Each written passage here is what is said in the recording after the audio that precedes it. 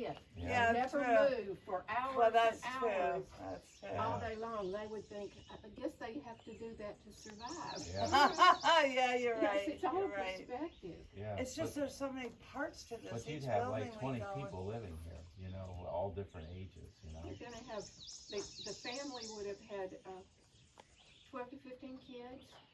The girls are leaving home about 14 to 15. The boys are leaving home about 17 or 18.